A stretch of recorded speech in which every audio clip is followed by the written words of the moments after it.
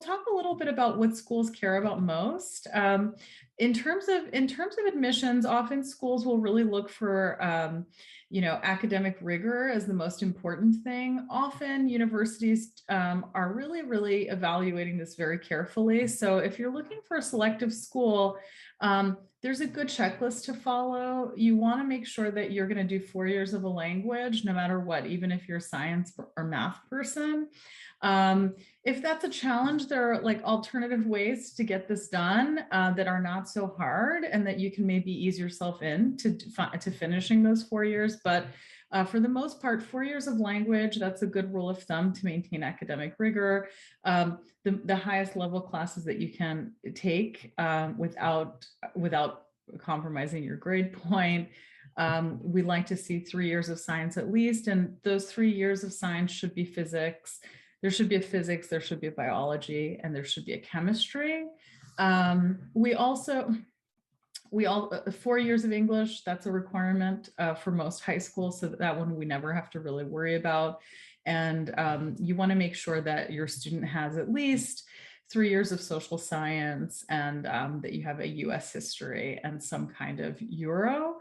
And if you really want to kind of go above and beyond, you want to make sure that you have some, like at least a year of some kind of visual art or performing art. The next thing that schools would look at, in addition to academic rigor, would be your grade point average. And so if you take the hardest classes and get the highest grades, that's a good starting point, a good baseline. And we have a really clear way of looking at whether or not you have any gaps in your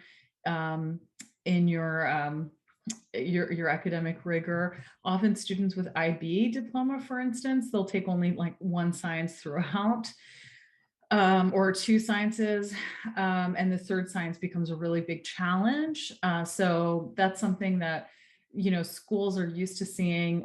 Doesn't always have to be that you take 3 sciences if you're an IB student, but we do like to look at that and see if we can kind of help you look more robust than others.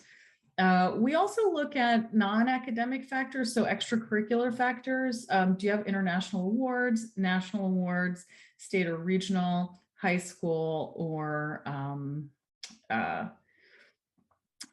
local awards? And so this is important and becomes a kind of important factor, and we help students plan for these awards in our work. Personality and school support. One of the great markers of whether or not someone's going to get in my mind, is whether or not there's a kind of coachability. And personality and school support, that coachability, what I mean by that is a student able to really, is a student willing to kind of take on new challenges? Are they willing to try new things? If so, that's often a good sign. School support comes often when a school nominates you for awards also. Okay. Universities also like research, they like high value coursework, and they like high value programs, awards, or competitions. You should plan for these. You don't need to win everything, but you do need to sort of think about which are the big awards that you would be competitive for. So this might be actually like a kind of plan, right? So you could actually try to plan for ISEF or RSI, and then you could maybe do some summer programs like Stony Brook Simons, and then maybe a service or a research. Here's another one. You could go to nationals, you could be team captain, and you could play a sport. So you want to think about things in terms of national, local, state awards, and sort of the activity service.